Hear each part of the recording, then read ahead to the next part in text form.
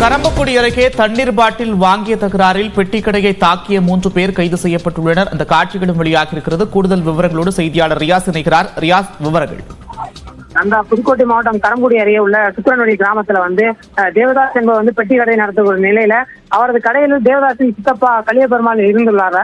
அப்போது வழியாக ஒரு கார்ல இருந்து இறங்கி வந்த ஒரு நபர் கடையில இருந்த முதியோர் கலியபெருமாளிடம் தண்ணீர் பாட்டில் கேட்டுள்ளார். அதற்கு கலியபெருமாள் கூலிங்கா சாதாவா என்று கேட்டபோது அதில் முதியோர் தண்ணீர் வாங்க வந்தவர்கள் இதனால கோபமடைந்த முதியவரை திட்டிவிட்டு காருக்கு சென்று விட்டு மீண்டும் கடைக்கு கூலிங் பாட்டில் பணத்தை செலுத்தும் போது கடையின் உரிமையாளர் தேவதாஸும்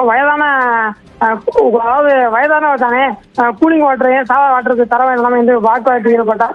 இதுல ஒருவர் தாக்கி கொண்டு தேவதாசும் தகராறில் ஈடுபட்டு ஆபாச வார்த்தையில் பேசி அவரை தாக்கிய கடையில பொருட்களையும் அனைத்தும் உடைச்சாங்க. இந்த கடையில பொருத்திய சிசிடிவி கண்காணிப்பு கேமராவோட ஆடியோவுடன் வீடியோவும் பதிவாகி தற்போது அந்த காட்சி வெளியாகி பதிந்து இந்த நிலையில புதுக்கோட்டை மாவட்டம் கரம்பக்குடியில் அந்த சுக்கரன்வெளி கடையில 3 பேரை காவல்துறையினர் கைது பண்ணியிருக்காங்க.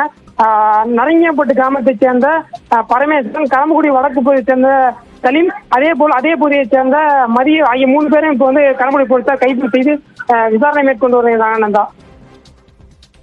நன்றி ரியாஸ், விரிவான விவரங்களுக்கு.